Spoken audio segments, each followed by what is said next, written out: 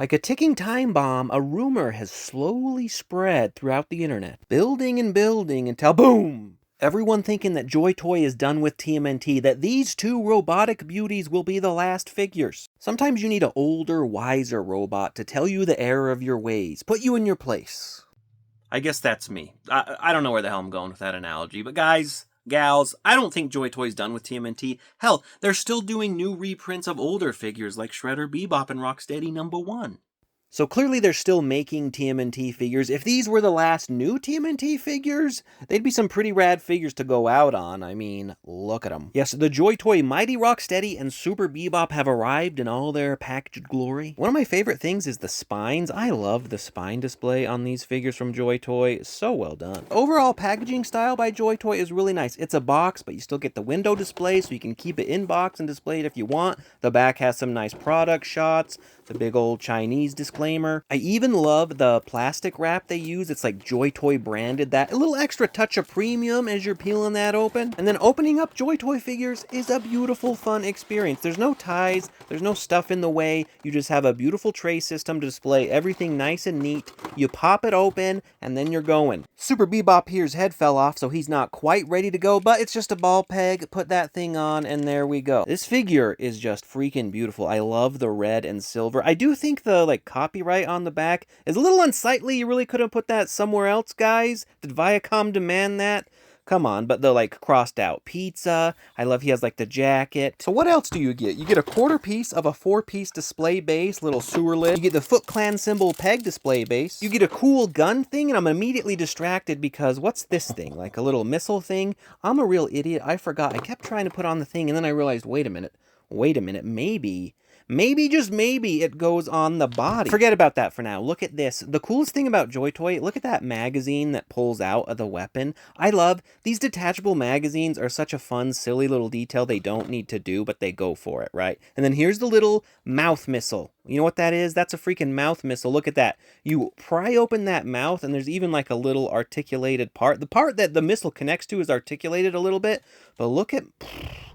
the little mouth missile effects, my lord. You get a little chainsaw attachment, that'll go on the arm, more on that later. Or hell, right now, see, it swaps out with the bladey thing on his little arm thing. Man, the design on this guy. You get a sweet parking meter bashing club. It's all bent because he's been just walloping people. And you get 6 extra hands, 3 pairs. You got the trigger finger hands, always love a good trigger finger. You got the grabby hands, you gotta grab stuff as a robot. And then you got some expressive, kinda open hands, because you gotta be open. And then you have 2 fists that come on the figure by default. Now, JoyToy are masters of reuse, so there's a lot of repetition on the Mighty Rocksteady side. Now, I love the figure itself. It's so cool. It's such a fun update on the cartoon versions. But the Viacom thing, come on, the foot on the bum, that's super fun. This thing is glorious. But like I said, same stand, same peg stand. This is new. Turns out it's the remote control for the bomb, I'm pretty sure. You get this big old freaking rifle, beautiful. And again, the magazine pulls out. The Clippy magazine, forever, I will stand for that. And then a very nicely detailed bomb. I'll admit, at first, I didn't realize that was the detonator. I'm an idiot, but... that's a good bomb. Of course a bomb needs a detonator. And it has a little timer, has a clock. And then you literally get the exact same pair of hands as Bebop has. They're the same exact hands, complete reuse. You can get each of these for $36.99 a pop on ltcape.com. My affiliate link is in the description if you want to take advantage of that. This is a pretty good value, folks. Masters of reuse. I'm not even bothered by the reuse. Are you? Looks-wise, everyone is sure to love these figures. Okay, maybe not everyone. There's a little jealousy, a little skepticism. I mean, if you were replaced by a robot version, would you be such a fan? But any reasonable person is sure to love these. The details are just wild. Look at that. There's so many cool, decal hits on the shoulder pauldron there. You got the Foot Clan symbol. On the back, you do have the unsightly Viacom, but the danger, the foot thing. You have, I don't know what that says, and there's a clock thing. You have the scratch turtle shell. Incredible. And Bebop, he's just as good, just as cool. Look at him. I love this guy. Oh, the red. He's got a Foot Clan symbol there. He's got the cool pizza. Again, the dumb Viacom, but he's got a robo tail. He's got a grenade. He's got the slashy thing. He has his cool little decal on the thigh there. And I think actually Rocksteady has it too. Look at that. That's straight up like Toon stuff. It's interesting to think, like, in their world, do they have cartoon versions themselves? How's that going? But these are freaking gorgeous. I love these. Looks alone, this is a 10 out of 10. But how is the articulation on these guys? On the head range, it's not great. They can't really look down. They're doing the side-to-side look up.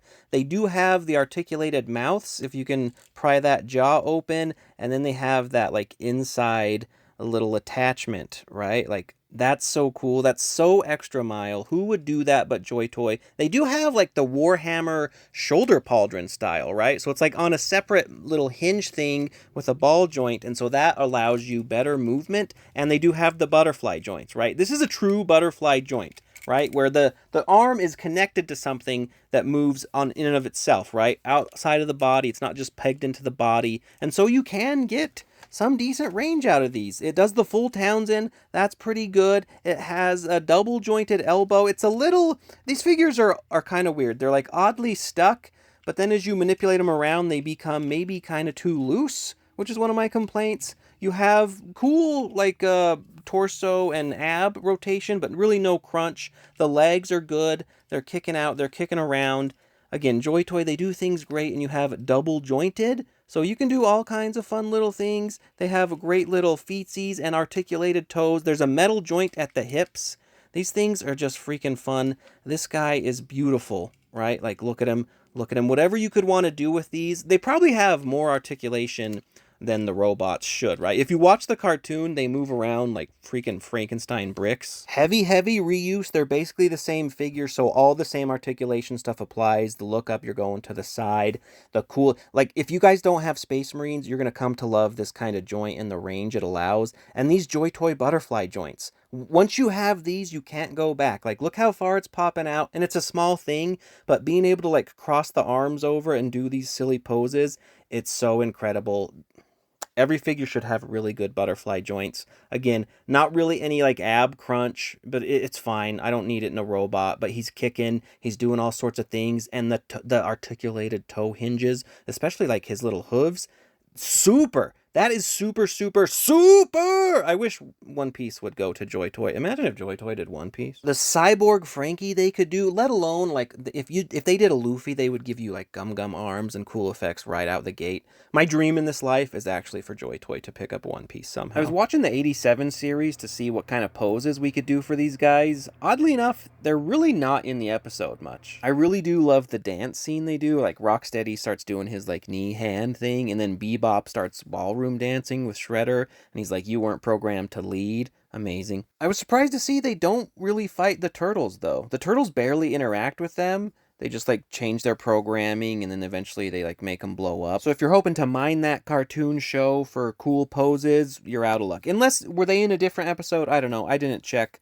I can only stomach so much 87 at a time, you know? But one of the best parts of JoyToy is all the different effects and accessories you get, the posability. The turtles' articulation isn't super great, but goddamn, these are fun. I think Mikey steals the show here. It makes sense why he's the last Ronin. He's just high-kicking, chucking, and bleep. Yeah, it's rad. He's cool. But Donnie, maybe he's the smartest one. I mean, why fight these big robots when you can have your own robot fight them for you? And they're confused. They're like, I thought we were kind of friends before. You mentored us. What's going on? We'll point out with Bebop's, like, arm thing, be super careful. It has, like, a big, long peg there. That's going to snap off if you're not careful. See, you see how that's going there? I don't know why they made it so long. It doesn't need to be that deep. It did eventually snap clean off, but I'm not actually sure it's a real problem. Like, it really, you only need that first peg to hinge on there. Maybe I could pull the peg out and, like, glue it or whatnot or shorten it, but it still secures on actually just fine. It's a little hard to get it right in there. Yep, hold on, wait. Well, we got it. Like, it doesn't fall off or nothing, so it's kind of a weird thing, but it does kind of bug me that they used such, like, a cheap little peg, but, well, whatever, but be careful when you're swapping these. And then folks are always asking for comparisons, so let's just freaking go it. Right? Go it? Whatever. Some of these are so hard to pose, and really putting together these comparison shots, props to people who do these. It can be so freaking annoying to, like, go through, get it. You have to, like, line up the figures if you're, like, paying attention. Then you have, like, a whole mess of figures on the floor. And here, the weird thing about, like, doing reviews is, like, you have people constantly like, how does it look next to this? How does it look next to this? And you get this weird, like, PTSD, like, you have to keep every possible figure around so you can potentially compare it, right? Because there's always someone, and like no matter what comparisons you do, there's always someone who's like, hey, what about this one? And you're like, right? So like you're obviously a lot of Joy Toy comparisons. There's a Warhammer Death Guard Terminator, right? And then freaking Razar. The freaking legs. I couldn't get the legs right, but that's pretty cool. I mean, they are big figures, right? So they're obviously way bigger than the original Bebop and Rocksteady, but they're comparable with any of the bigger baddies in the line. There's Slash there, right? Who's coming up next? What? Ooh, Luffy. Look at Luffy. If anybody wanted to do Luffy, Luffy could fight him. So yeah, the April, little shorty. So Joy Toy is firmly 1/18 scale, but they're fudging it, right? I don't know what a true 1/18 scale is. Who knows how big a robot Bebop and Rocksteady should be, right? It's whatever. There's Splinter there. So I find the line is kind of crazy. There's a Playmates Mikey. Here's a Wendy's toy. The frosty things were cool. There's Super 7, right? So you could fit him with Donnie if you wanted to. So, and then Leatherhead, of course. And this was the biggest pain in the ass. He has like the big tail, but the tail wasn't touching. So eventually I got it. But yeah, they're big. There's that wig. That wig is so good, right? And then the Playmate Shredder. So these are Joy Toy, even though it's 1/18 scale, these are big enough to fit with various different things, right? Not Mondo Super Shredder, though. You're out of luck there. Jack Kirby, though, with his rickety leg.